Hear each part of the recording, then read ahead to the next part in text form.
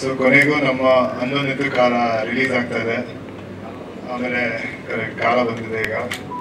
ಇದಕ್ಕೆ ಈ ಫಂಕ್ಷನ್ ಮುಖ್ಯ ಕಾರಣ ನಮ್ಮ ಮ್ಯೂಸಿಕ್ ಡೈರೆಕ್ಟರ್ ರಾಘವೇಂದ್ರ ಅವರು ತುಂಬಾ ಚೆನ್ನಾಗಿ ಮ್ಯೂಸಿಕ್ ಕಂಪೋಸ್ ಮಾಡಿದ್ದಾರೆ. ಇದು ಒಂದೇ ಸಾಂಗ್ ಅಲ್ಲ, ಇನ್ನೂ 4 ಸಾಂಗ್ಗಳಿದೆ. ಸೊ ಅದನ್ನ ಮುಂಚೆ ರಿಲೀಸ್ ಮಾಡ್ತೀವಿ. ಸೊ ಅದೆಲ್ಲವೂ ಕೂಡ ತುಂಬಾ ಚೆನ್ನಾಗಿದೆ. ಸೊ ಮೊದಲಿಗೆ ಥ್ಯಾಂಕ್ಸ್, ಇಷ್ಟು ಒಳ್ಳೆ ಸಾಂಗ್ಸ್ ನಮಗೆ ಕೊಟ್ಟಿದ್ದಕ್ಕೆ ಥ್ಯಾಂಕ್ಸ್ ಹೇಳಕ್ ಇಷ್ಟಪಡ್ತೀನಿ. ಮತ್ತೆ ಮಾರ್ಚ್ ಅಲ್ಲಿ ನಮ್ಮ ಸಿನಿಮಾ ರಿಲೀಸ್ ಆಗ್ತಿದೆ. ಈ ಸಿನಿಮಾದ ಕತೆ ಬಗ್ಗೆ ಒನ್ ಲೈನ್ ಅಲ್ಲಿ ಹೇಳ್ಬೇಕಂದ್ರೆ, ಇದೊಂದು ಡೈರೆಕ್ಟರ್ನ ಲೈಫ್ ಸ್ಟೋರಿ. ಮೋಸ್ಟ್ಲಿ ನಮ್ಮ ಡೈರೆಕ್ಟರ್ ಕೀರ್ತಿ ಅವರ ಒಂದು ಲೈಫ್ ಎಕ್ಸ್ಪೀರಿಯನ್ಸ್ಗಳು ಮತ್ತೆ ಅವರ ಫ್ರೆಂಡ್ಗಳ ಒಂದು ಲೈಫ್ ಎಕ್ಸ್ಪೀರಿಯನ್ಸ್ಗಳು ಇದನ್ನೆಲ್ಲರೂ ಸೇರಿ ಒಂದು ಒಳ್ಳೆ ಲವ್ ಸ್ಟೋರಿ ಜೊತೆ ಈ ಕಥೆನ ಹೇಳಿದ್ದಾರೆ. ನಿಮ್ಮೆಲ್ಲರಿಗೂ ತುಂಬಾ ಇಷ್ಟ ಆಗುತ್ತೆ ಅಂತ ನಾನು ಅನ್ಕೊಂಡಿದ್ದೀನಿ. ಜೊತೆಗೆ ನಮ್ಮ ಪ್ರೊಡ್ಯೂಸರ್ ಸುರೇಶ್ ಅವರು ತುಂಬಾ ಒಂದು ಪ್ಯಾಷನೇಟ್ ಪ್ರೊಡ್ಯೂಸರು. ತುಂಬಾ ಖುಷಿಯಿಂದ ತುಂಬಾ ಪ್ರೀತಿಯಿಂದ ಈ ಸಿನಿಮಾನ ಪ್ರೊಡ್ಯೂಸ್ ಮಾಡಿದ್ದಾರೆ.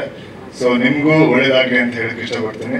ಮತ್ತೆ ನಮ್ಮ ಅದಿತಿ ಅವರು, ಅವ್ರ ಜೊತೆ ಆಕ್ಟ್ ಮಾಡೋಕ್ಕೂ ತುಂಬಾ ಚೆನ್ನಾಗಿತ್ತು, ತುಂಬಾ ಖುಷಿಯಾಗಿತ್ತು.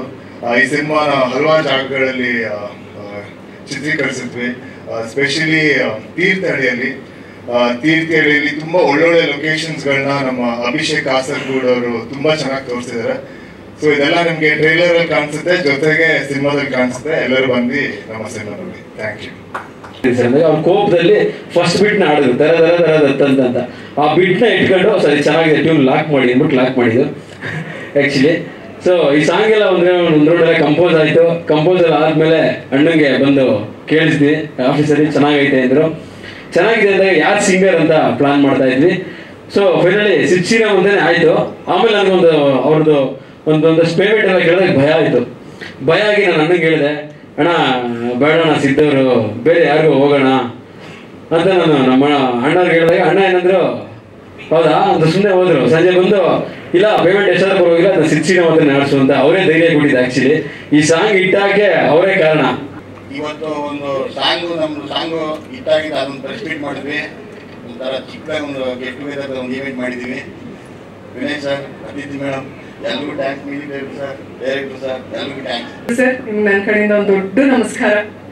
ಅದ್ಭುತವಾದ ಕಂಪೋಸಿಷನ್. ಅದು ಎಷ್ಟು ಸಲ ನಾನು ಅದನ್ನೇ ತಮಾಷೆ ಮಾಡ್ತಿದ್ದೆ. ಸರ್ ಅಲ್ಲಿ ಗುನುಗ್ತಾ ಇದ್ರು, ಸರ್ ಗಾಡಿಗೆ ಹೋಗ್ತಾ ಬರ್ತಾ ಟ್ರಾವೆಲ್ ಅಲ್ಲಿ ಬರೀ ಇದೇ ಹಾಡು ಕೇಳಬೇಕು ಅನಿಸ್ತಿದೆ. ಕೇಳಿದಿರ ಅನ್ಸುತ್ತೆ.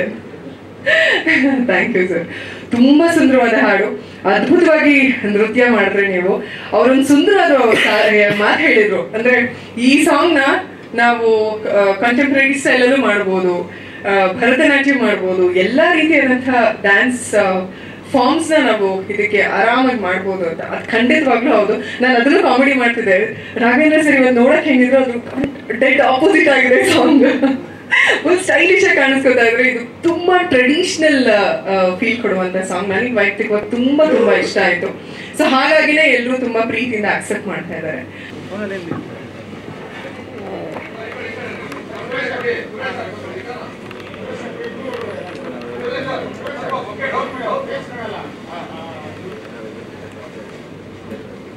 ಅದೊಂದಿತ್ತು ಕಾಲ ಸಿನಿಮಾದ ಮುಂಗಾರು ಮಳೆಯಲ್ಲಿ ಹಾಡಿನ ಲಿರಿಕಲ್ ವಿಡಿಯೋಗೆ ಎಲ್ಲರೂ ತುಂಬಾ ಪ್ರೀತಿ ಕೊಟ್ಟಿದ್ದಾರೆ.